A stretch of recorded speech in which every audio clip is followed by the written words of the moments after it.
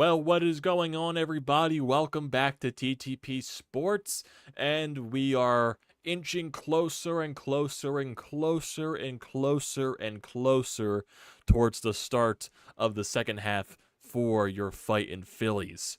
Second half starts tomorrow night. San Diego Padres, 4-game series at Citizens Bank Park. 2 of those games are going to be on Saturday for a doubleheader. Rematch of the NLCS. Citizens Bank Park is most likely going to be crammed packed this weekend. It's going to be an epic weekend. Phillies are back again. They're fighting for playoff spots. They're playing their best baseball going into the All-Star break. Even though they lost a couple of games, they lost that series to the Miami Marlins going into the All-Star break. But overall, since the beginning of June, the Phillies have technically been one of the best teams in baseball in that stance. And honestly, I feel like they could be playing even better. I feel like they really haven't tapped into their full potential. We've seen what the pitching can do when it wants to carry this squad. Since June, the pitching has been everything from this team, from the starting rotation to the bullpen. It's been basically carrying this group of guys, and then you get your offense maybe chipping in, here and there. But the offense really not as a full, consistent bunch. And I feel like the offense has plenty more to give. I feel like we can all agree on that. We can definitely all agree on that. The hitting with runners in scoring position, the power numbers, basically everything. I feel like there's still a lot more to give, and they got a lot more left in the tank, and this second half is going to prove a lot of things to us about what this offense can possibly be. Looking at Kyle Schwarber, Trey Turner, can he prove to us that this is not a, slow year this second half? Can he prove to us this is not going to be a year one Nick Castellanos experience? He's going to go off in the second half, and he can show us what an MVP level Trey Turner can be. Basically that World Baseball Classic version of Trey Turner when the dude is hitting a bunch of home runs all over the place.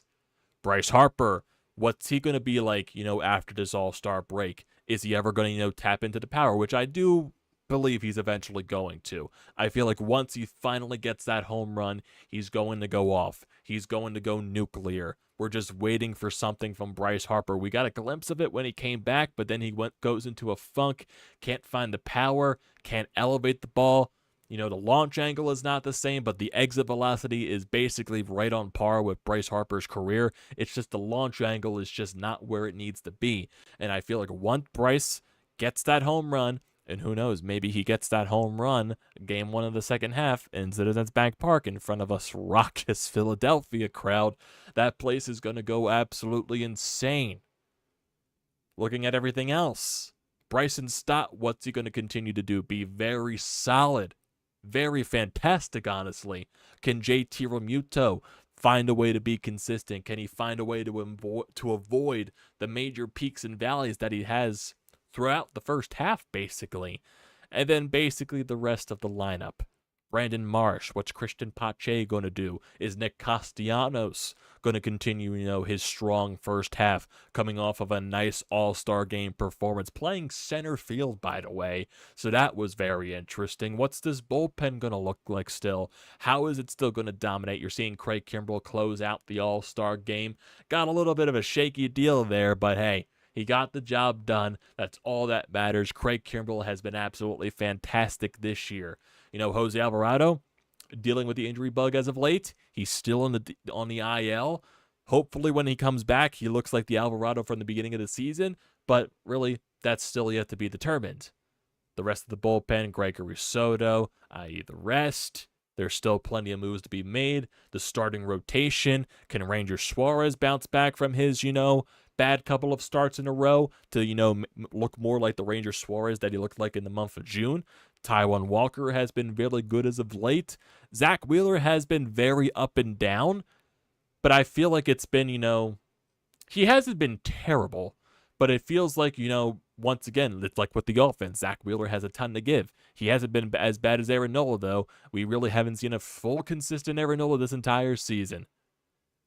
Basically, if you look at that start against the Tampa Bay Rays and that start against the Miami Marlins, that's the 2 different versions of Aaron Nola that we have been seeing this entire season. Really good or really bad. He hasn't had a consistent stretch of good starts in a row. And we need to see if Nola can do that in the second half. Now, time will tell.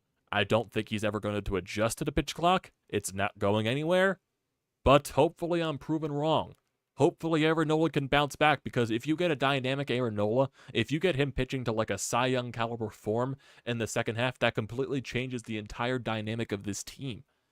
Because that's just another weapon in your arsenal that scares opposing teams coming into your ballpark, or whenever you travel to their ballparks. They're like, ah, shit, we got to face this guy on the bump with this offense clicking at all cylinders. It just changes the entire dynamic. Same thing if Zack Wheeler finds a way to get to his Cy Young caliber form. Completely changes the dynamic. Offensively, can Kyle Schwarber be more consistent? Can we find a way for him to creep up to that 200 batting average? I know that's a weird question to ask, but still, it's Kyle Schwarber. We know he's going to be around the 40 home run mark, but can he be a little more consistent? There's a lot of questions to be asked here.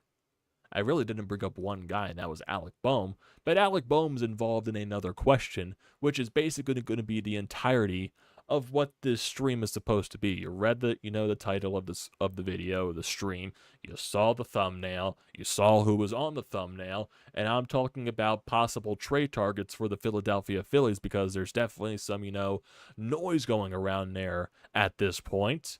And we'll definitely get into that. But I do want to get into a tweet from Buster Olney first, because he basically sums up what this Phillies team can possibly be and what this stretch has done for them. So this is from Buster Olney of ESPN. The Phillies since June 3rd, they are 23-9 with a 2.96 ERA, more than half a run better than any other team in baseball. They are 8th in scoring in that stretch. They feel like they have a lot of offensive upside in front of them, with an expectation that Trey Turner will have a better second half and Bryce Harper will hit for power. Dombrowski will add at the deadline, a very dangerous team. So, get Bryce Harper hitting for power, Trey Turner improving, whatever moves Dave Dombrowski's going to be doing at the deadline. If this pitching basically continues to be as dynamic as it has been, the team ERA, that is, 2.96, a whole half run better than the entirety of Major League Baseball. If you improve your offense, just think of how much better you can be. How much better you can be. You're 23-9 with not playing your best. That just shows you of what the ceiling this team can be. It shows you. It shows you what they could be. And if they get this offense figured out consistently, and the pitching continues to do what it's been doing, you got yourself a scary bunch here. Necessarily not fighting for the division, because the Braves, they're just in their own class. And their second half schedule is way easier than anyone in our division. They're like the easiest schedule in the second half. The Phillies have the second easiest. So, a lot of things, a lot to unpack there.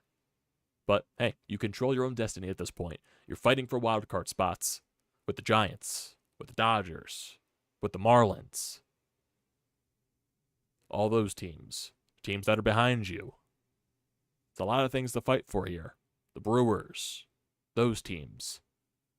The Padres and the Mets, can you consider them in the mix? They're still teams that are below 500, and honestly, if the Phillies take care of business this series against San Diego, you could possibly take them out of the race, because the Padres have been a weird team the entire year. Their offense hasn't fully clicked. It hasn't. Their pitching has been good. Their offense hasn't clicked at all, and that's why they have the record that they have. And talks about, cancer in the locker room, i.e. Fernando Tatis. Dude's a world baseball player. Dude's world-class talent. Sounds like he's not a likable person in that clubhouse. I'm just finding some, connections here and coincidences. Tatis doesn't play in the back half of the season last year. Basically doesn't play the entire year. Gets suspended eventually for his steroid use. Padres go to the playoffs, have one of the best seasons in their franchise history, go to the NLCS, and then Fernando Tatis comes back. They're below 500. Just connecting the dots a little bit there. That's just me, though. That's just me. Don't take me seriously. But I'm finding some connections there. I definitely am. We've seen that before with the Padres and Tatis. You saw that, a couple of seasons ago, Manny Machado in the dugout yelling at Tatis.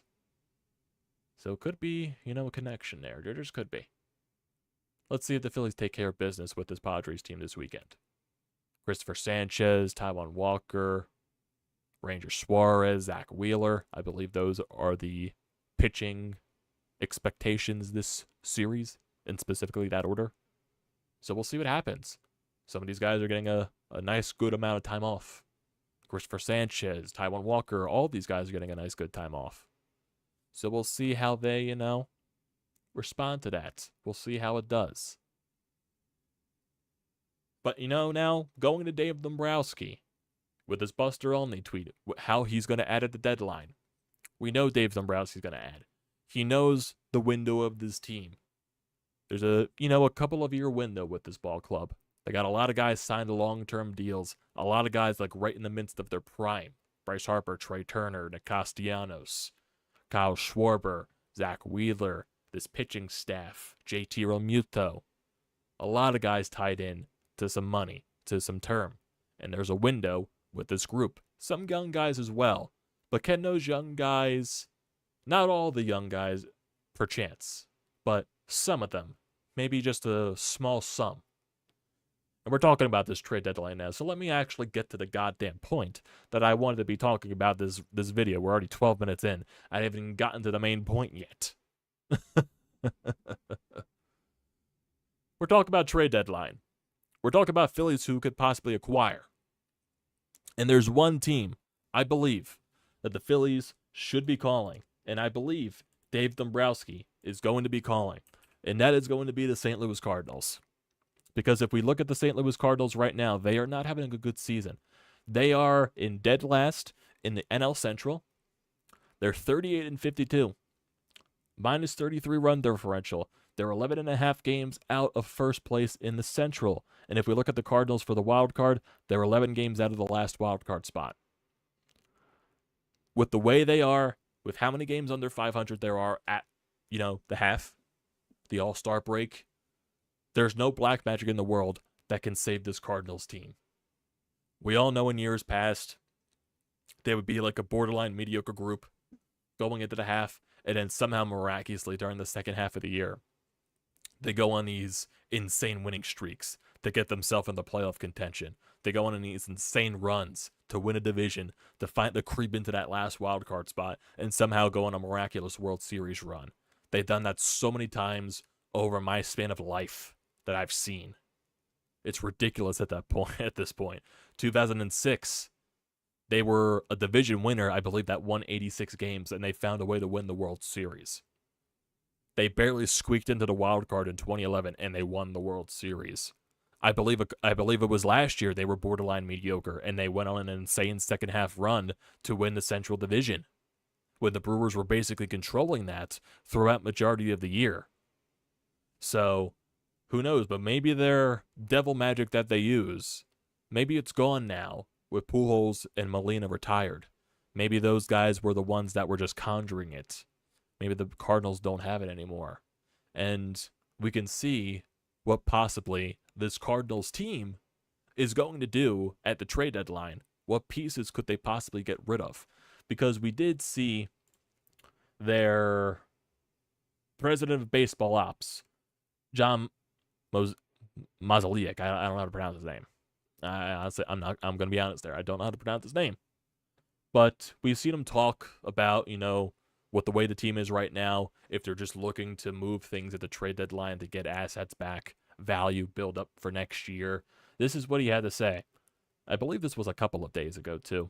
This was definitely before the All-Star break. So he says, right now, I can tell you, we are going to trade people. You just don't know if it's going to be household names or guys who are more likely not to be here next year. It's easy to talk about it's easy to talk about what we may or may not do at the moment, but we're not just going to give away players. We want to get some value in return. We want to get some value that helps us in 2024, and that's really going to be our focus as we enter this trading period. Everyone, throughout the course of the year, basically, since the Cardinals have been bad, Most people has been talking about basically, Paul Goldschmidt and all that stuff. I believe he has more year left on his contract after this year. So definitely that could be a guy that St. Louis looks to trade. You could definitely get a lot of assets for Paul Goldschmidt. But there's a lot of people trying to find connections to him in the Phillies, and I just don't think that makes sense for the Phillies just because you are trying to move Bryce Harper to first base to get Kyle Schwarber out of the field. And if you trade for Paul Goldschmidt, that really just destroys the idea of what you're trying to do there. But there's also another route you can go. And I believe many baseball people have talked about this. Nolan Arenado. Nolan Arenado could be a fit for the Phillies. Nolan Arenado. He's basically going to be a Hall of Famer. A guy that has won Gold Gloves every single year of his career, going back to his Major League debut. A guy that can drive in runs. A guy that can crush the ball. A guy that can really settle down your corner infield. That's a guy that I believe that Dave Dombrowski is definitely looking at. A guy that you can make a big splash for. Because if you're looking at it right now, the Phillies have a window, like I said a couple of minutes ago. I told you this. They have a window, I would say 2-3 years. A 2-3 year title window. Maybe 4. Because they got these guys at their long-term contracts right in the midst of their prime. Bryce Harper, Trey Turner, Kyle Schwarber, Nick Castellanos, JT, all that stuff. Some of the pitching staff as well. And then you mix in, sprinkle in the young guys that are on their rookie deals. You got a window here. Nolan Arenado, I believe, including this year, I believe he has 4 or 5 years left on his contract. And if you look at Nolan Arenado's contract right now, I should have brought this up, but better late than never. So if we look at his contract right now, he has 4 years left on the deal, and he does not have an opt-out or full no-trade clause for the next 3 years, and then the trade clause expires in the final year of his contract. He doesn't become a UFA until 2028 when he is 37 years old. Nolan Arenado is 32, right basically in the midst of his prime, maybe closer towards the end of his prime. Honestly, when I read that, I did not believe he was that old, but he is that old. But that's still not too old. He's still finding ways to produce at his age. 32 years old, you could still do things in this league, and he is still doing plenty of things in this league right now. So if we look at his 2023 stats for the St. Louis Cardinals, so far he's batting .283, a .332 on base percentage, .518 slugging, an .850 OPS, and an OPS plus of 129, which is honestly really solid. He has 19 home runs on the year. He's got 62 RBI, most likely going to be cracking over that 100 RBI mark again. And if you go back to the year 2015 to now, he's had at least, I would say, 7-8 years straight, because I'm not counting the COVID-shortened season. Just completely throw away the COVID-shortened season. You go back to 2015, he's had at least 7 years of 100 RBIs or more. 2015, 130 RBI. 2016, 133 RBI. 2017, 130 again. 2018, 110. 2019, 118 RBI. 2021, 105. 2022, 103. And this year so far, 62, which is most likely going to get him near around 100 RBI when the season finishes. He's got 19 home runs on the year. Last year, he finished with 30. 2021, he had 34. He had 8 in the COVID-shortened year. 2019, he had 41. 2018, he had 38, which led the National League. 2017, he had 37. 2016, he had 41, which led the National League. And 42 in 2015, which also led the National League. He's been an MVP finalist a lot of years in a row. Always around top 10. Always winning Gold Gloves. He's definitely going to be around the first ballot Hall of Famer when he retires. Because the dude is that good. The dude is simply that good. He's got 318 career home runs, already over 1,000 RBI for his career. Like I said, he's won a Gold Glove in every single year going back to his rookie season. He's been in the league how many years? Forever, it feels like. Since 2013, that's around basically 10, 11 years. He's won a Gold Glove every single year. So if you get Nolan Arenado, he's going to settle down your third base corner at least. Most likely. He's going to drive in runs. He's going to hit bombs, especially in Citizens Bank Park. And he's hitting 30 a year in a St. Louis ballpark, which is not notoriously hitter-friendly. It's more of a pitcher-friendly ballpark. If you come to Citizens Bank Park, those home run totals can possibly skyrocket a little bit. Still around 30, but maybe around like 35. He's going to drive an RBI. That's what he's made to do. Where would you put him in the lineup, though? That definitely could be a question mark. I'm not sure where the Cardinals always put him in his lineup. I would assume it's like around the 3rd, 4th, or 5th spot in the lineup. And this year, obviously, he plays third base. He's also DHs a little bit when he needs time off of his feet. So if I look at the way the Cardinals do their lineup, I'm going to go back to ESPN and just look at a random Cardinals game just to see where they put Nolan Arenado around the lineup and where he would bat. So if I look at the St. Louis Cardinals, they normally bat him around the 3-hole. Now the Phillies, you have a very deep lineup. Rob Thompson, who knows where he's going to put him at that point.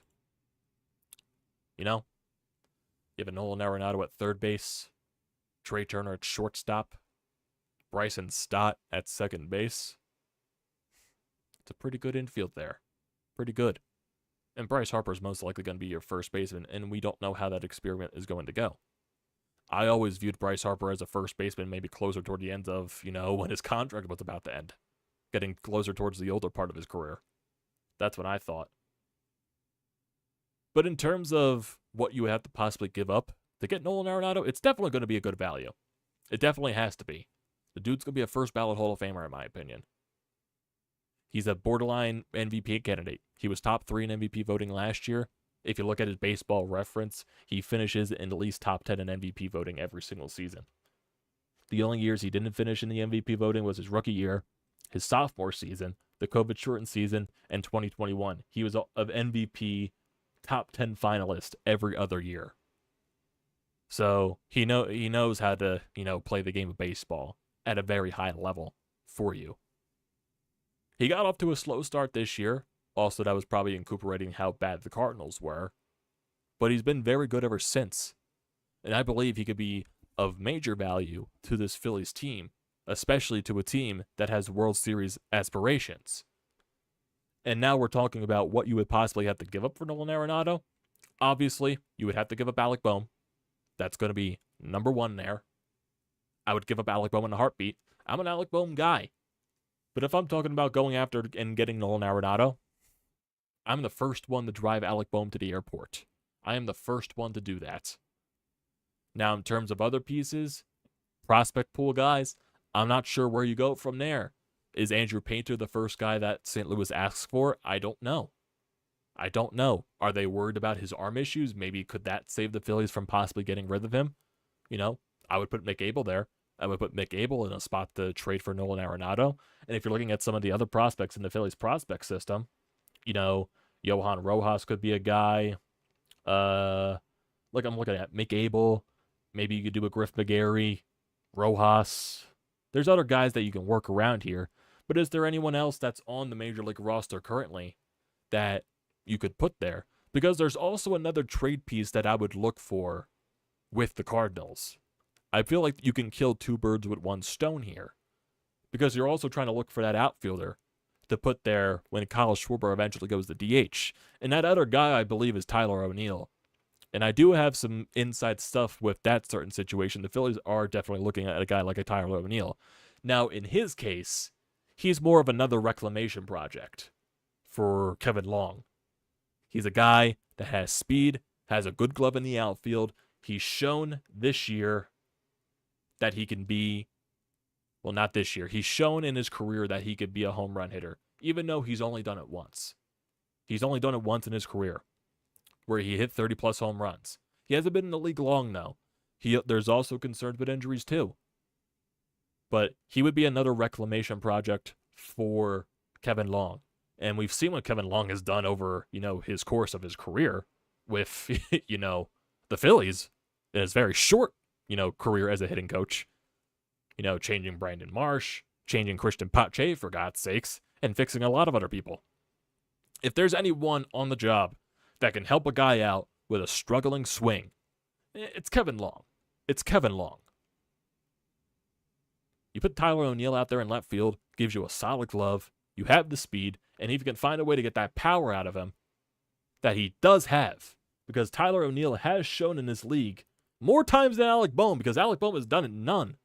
Tyler O'Neill in 2021, this is when the Cardinals went on that crazy 16, 17 game winning streak, and he was one of the major reasons why they got into the playoffs. He hit 34 home runs that year. He batted .286, .352 on base, .560 slugging, .912 OPS, 148 OPS plus, and he was 8th in MVP voting that year, and he won a Gold Glove. He also won a Gold Glove in the shortened season, but basically since then, it's been more injury-riddled. I believe he's been very injury-riddled this year. He's only played in 29 games. Last year, he played in 96. He batted .228 with a .308 on base, .392 slugging, 700 OPS, a 99 OPS plus, so that's a below-league average hitter. He also had 14 home runs and 58 RBI. Looking at his career, his first year with the Cardinals, 9 home runs. 2019, he had 5. 2020, he had 7. This is a guy that has pop. He's proven it. He's hit 30 home runs. He's a reclamation project. I trust Kevin Long to fix a guy like this. Tyler O'Neill definitely would not be a guy that you got to give up a lot for, but he could be part of a package with Nolan Arenado. And like I said, Alec Bohm's got to be in the book there. Alec Bohm's got to be the guy that you trade for him. Other players, prospects, I put McAble. I put Griff McGarry. Right now, I trust this Phillies team right now because you're trying to go all in. You're trying to go win a championship. You want to put yourself in the best position possible. Yes, I do want to have longevity too. I would love to have longevity. And I do trust the way they're building this prospect system up because there was an article by Alex Coffey earlier today talking about, Clearwater, their development league down there in Single A, on how they're one of the best teams in that league down there and how they're just basically changing the entire culture. Players actually feel like they love to be there. That shows you how bad the Clintac era was and how cancerous and toxic that environment was in the development system. Preston Mattingly has completely changed that entire process. He makes it enjoyable for the Phillies prospects to be down there. That's why I trust this prospect system now to find a way to build talent. So I would be more comfortable to trade away some talent because I trust his organization now to develop those guys because of what I read from Alex Coffey. What I read in that article, how players feel like they want to be involved, how they feel welcomed, how they feel like they're part of a family.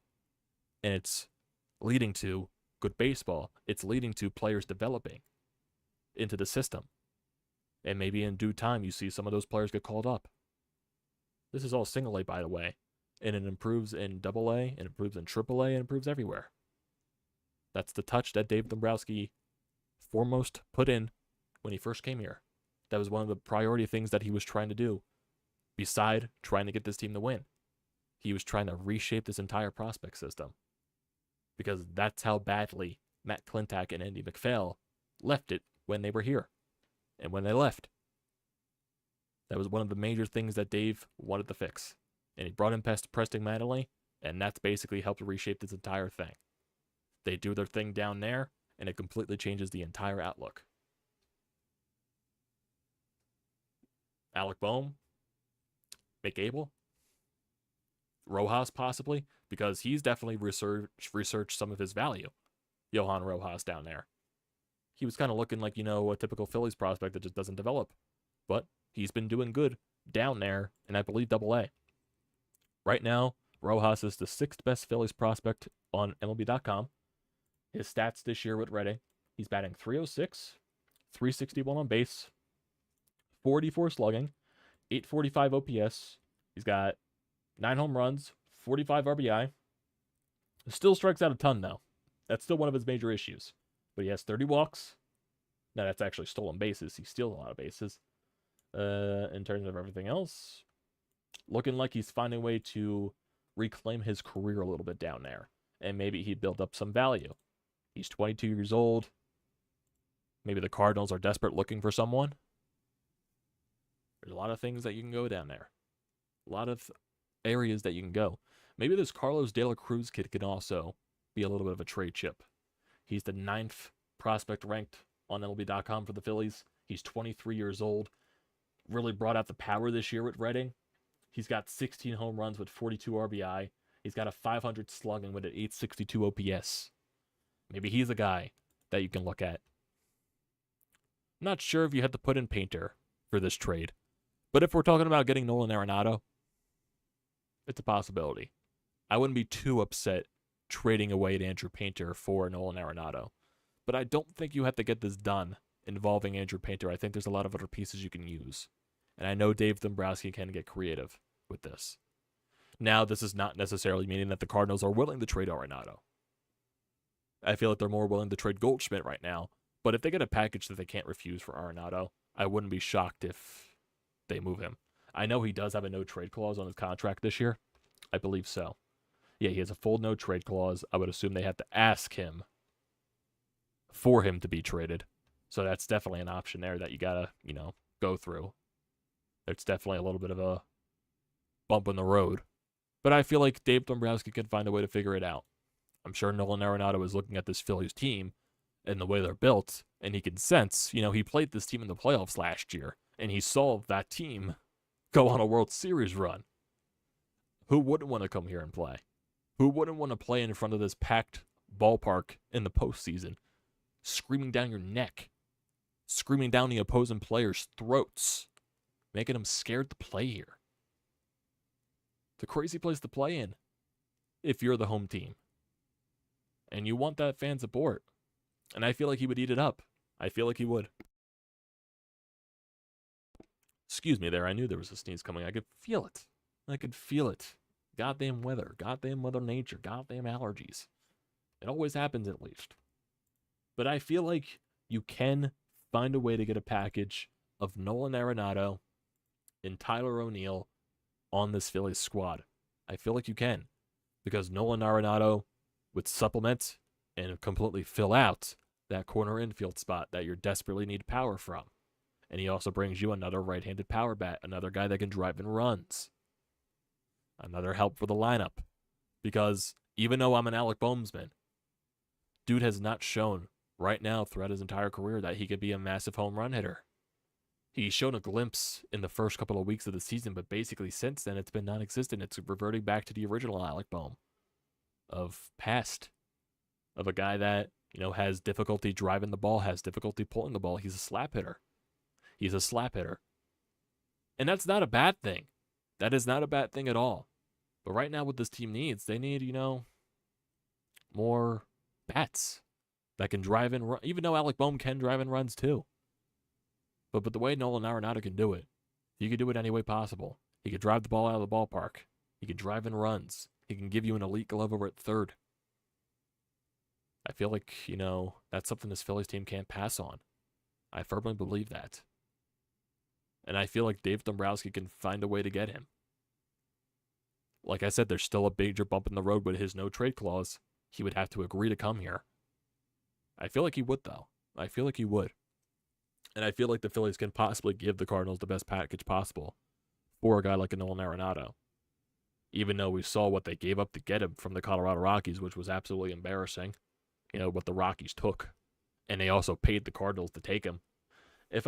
Seriously, if you're looking at Nolan Arenado's contract on Spot Track, I believe, there's something here that says the Colorado Rockies are paying a certain extent of his salary.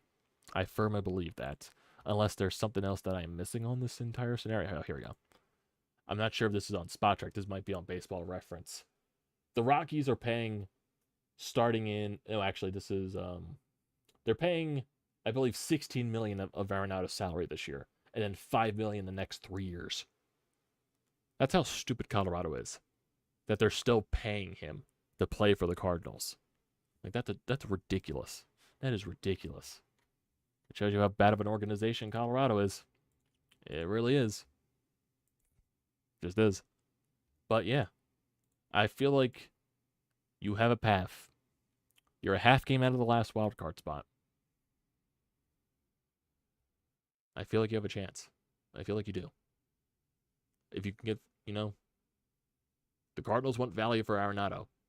I believe you have a chance to give him that. I firmly do. I firmly do. The Cardinals obviously are not making the playoffs this year. Would they want to key in on some of their best assets? It's a possibility. But would they trade Arenado before Goldschmidt? I'm not sure. Goldschmidt is definitely older than Arenado. I believe Goldschmidt is in his mid-30s. Deep down, I feel like he would be the first one to be traded before Arenado. But, if the package is right, I wouldn't, take it upon St. Louis to say no. They would just have to get the agreement from Arenado in his trade clause. No trade clause, that is. I feel like so. I do feel that. I think you have to try to do everything possible to put yourself in a really good position to go out and win a World Series. You adding Nolan Arenado to that picture, you make your chances that much better. You just do. And imagine what it does for the clubhouse. I know you're trading away Alec Bohm, but you're bringing in Nolan Arenado, if that's the case, in this hypothetical. I'm not saying it's happening. It's a hypothetical right now. Yeah, you lose a nice kid in Alec Bohm, but you're bringing in one of the best players in baseball, in Nolan Arenado. Imagine what that does for a clubhouse. Just think about it.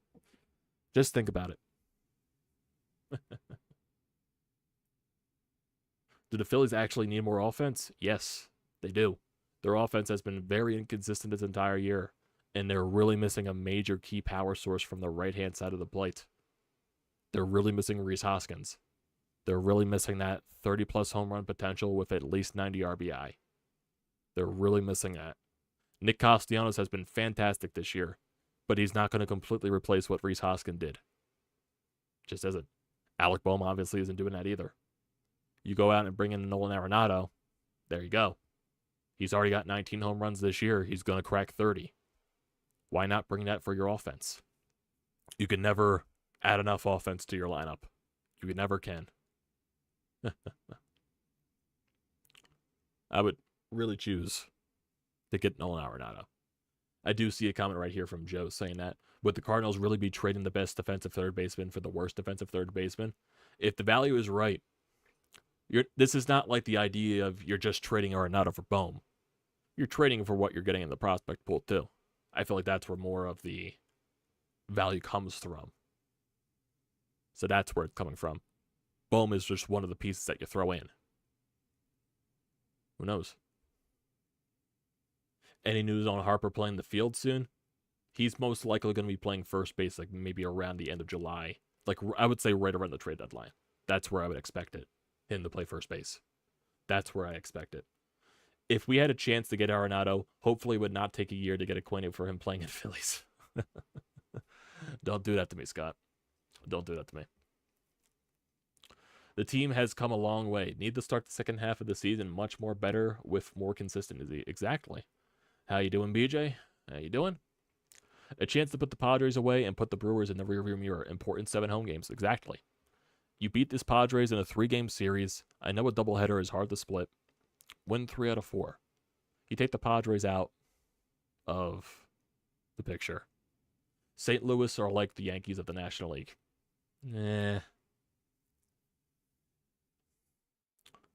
You would prefer Goldschmidt more? I just feel like Goldschmidt just doesn't fit what the Phillies' ideal is right now. Yes, I know you need a first baseman, but you're going to be playing Bryce at first base, and you want to play Bryce at first base so it gets Kyle Schwarber out of the outfield.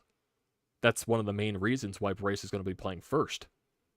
So you put Bryce at first, you get Schwarber out of the outfield, and in this hypothetical trade, you also get Tyler O'Neill. Tyler O'Neill can go out in left field, and he's a great glove out there. So you replace one of the worst defenders in baseball, outfielders in baseball, and Kyle Schwarber, and get yourself a nice outfielder in Tyler O'Neill and a reclamation project for Kevin Long, which I trust Kevin Long with all my heart to fix someone who's struggling in the batter's box. I trust that. And you also, happen to get one of the best third basemen to ever play the game in Nolan Arenado. Sounds like Arenado and Turner and Stott would solidify the infield for a few years. No doubt. What would we have to do to get Arenado or Goldschmidt? Like I said, obviously you got to put Alec Bohm in that deal. And then looking at the players that you throw in from the prospect pool. Does Andrew Painter, does he have to be automatically the first name brought up? I'm not entirely sure. Would the Cardinals be a little bit thrown off from his elbow situation? Who knows? But I would be willing to give up a McAble. I'd be willing to give up, some of these other players that are in our prospect pool. that are definitely working up their value a lot more just because of how much, Dave Dombrowski and Preston Middleton or Preston Mattingly worked up the prospect pool to make it better. Tyler O'Neill was an MVP candidate 2 years ago. Yeah. Kevin Long can definitely fix this guy. Kevin Long can definitely. Will Harper ever return to the outfield? There's a possibility. It's not going to be this year, though. It's not going to be this year. I would assume next year is probably the goal for that, but I would assume it's not going to be this year. This year, it's just first base to get him in that part of the field. And who knows, maybe him getting into the field, just playing first base, maybe that cracks him into a little bit more of a gear, that he's fully engaged into the game. Maybe that's what he needs too. It's a possibility there. It definitely is. Now, before we end off this stream, we do have a voicemail here on the Anytime Hotline. I want to play that for you guys. You can leave those at 215-839-9885. Your thoughts and opinions. Anything there? So, let's get to it. Sorry, I was distracted by a text message. But let's get to this from Sean. Let's see what he has to say on this situation with the Phillies. Good evening, Amadeo. As far as Phillies moves go, I look at it and I say, to me, 3/4 of the moves they have to make are internal moves. I mean, Josh Harrison going on the DL might be a blessing in disguise because you can bring up Kingery or Weston Wilson to fill that spot. Then I think you bring Bellotti back up and you demote or just outright cut ties with Dylan Covey. The third thing, of course, is you got to see if Bryce Harper can actually play first base. You move him over there. So the one spot you have to look at is left field. And again, we went over this the other night. I don't know what's really out there. Honing in on St. Louis, the Goldschmidt move makes no sense to me. The Phillies it's not really a fit for Goldschmidt. Arenado, if the price is right, I'd say yeah. But how deep are you willing to go? St. Louis is in, the power position here. They have the commodity that the Phillies would want. So it's going to be at least Alec Bohm, Mick Abel, and maybe 2 other minor league players. Maybe you can get one of their additional extra outfielders, but left field is the one position the Phillies have to go outside the organization to fill, preferably with a right-handed power bat. And I summarized that exactly right in this entire stream here, Sean. That's exactly what I did. Tyler O'Neill can definitely solidify that left field spot. Kevin Long will just have to do some work with his bat, and I believe he can because Tyler O'Neill has shown in this league that he can hit 30-plus home runs. He can hit for power. Definitely a lot more than Alec Bohm has. And then you solidify your corner spot at the infield with a Nolan Arenado to where you don't have to do so many platoon situations over there. And you have a pure power threat from that corner infield. So, that would be amazing to do. And yeah, if you're telling me if I have to just trade Alec Bohm, Mick Abel, and maybe 1 or 2 more prospects to get Nolan Arenado, I am personally driving the taxi, making them pay the Uber fee, and going to the airport. Making them pay that Uber fee. I'm dropping you off at Philly International. Whatever airline you need to get on, American Airlines, Southwest, whatever. Alaskan Airlines, anything else. Whatever you need to do, I am taking you to that airport. Alec Bohm, Mick Abel, anyone else. Pack your bags, kid. You're going out. And we're bringing back a pace in Nolan Arenado. And also a Tyler O'Neill. I would definitely do that. I would do that wholeheartedly. Without even a flinch, in my opinion. That's what I would do. That's what I would do. But we do have to end it off here. Been going for a little bit. 45 minutes, give or take. But I do appreciate everyone here joining the stream as always. We definitely got some nice interaction. It's just a nice conversation to have. Philly's second half is starting tomorrow. San Diego Padres. let's look at what's, the pitching matchups are for this weekend. Just looking at everything here. We know we got the doubleheader this upcoming Saturday afternoon and a night tilt. I am going to the night tilt of that doubleheader, so hopefully the Phillies can find a way to, do some damage. Christopher Sanchez is going up against Yu Darvish tomorrow, and then Taijuan Walker and Blake Snell get the first game of the doubleheader. Ranger Suarez and to be determined will get the nightcap of the doubleheader on Saturday, and then it's going to be Zack Wheeler against Seth Lugo on Sunday afternoon. And then you got that Milwaukee Brewers series, Aaron Nola, Christopher Sanchez, and Taijuan Walker for that series. They're to be determined for the Brewers. But yeah, this is a huge 7 games to start your second half. Could have major implications for the wild card race. Right now, if we look at the San Diego Padres, they're 43 and 47 in terms of where they stand in the wild card specifically. The Phillies are a half game back in the wild card spot. The Padres, they are 6 games. Say if you win, 3 of 4, the Padres go around 8, 9 games back now. So that's a huge gap there. And right now you're tied with the Brewers for that half game back of that third wild card spot. So that's a huge series for you. Even though I'm not scared of the Brewers at all. Got to take care of your business. That's all you got to do. So that's going to do it tonight, everybody. I appreciate everyone joining, as always, to the stream. So don't forget to leave a comment in the comment section down below. Do not forget to drop a like. Do not forget to check out everything in the description down below. I like to see those. Do not forget to drop a like. Don't forget to check out or hit that subscribe button. It does me a great deal of service. Join the TTP Sports family. Let's get us closer to 800 subs. We're getting very, very closer. Been a slower grind to get to that, but I believe in you guys. I do. If you're new to the channel, definitely hit that subscribe button. Also use the code TTP Sports, $20 off your first purchase at SeatGeek. Great deal. Don't pass it up. Get yourself to any home ticket to Citizens Bank Park for Phillies games in the second half. They definitely have a lot more home games in the second half this year. So definitely take your chances with that. Once again, thank you everyone for joining tonight. I'll see you tomorrow.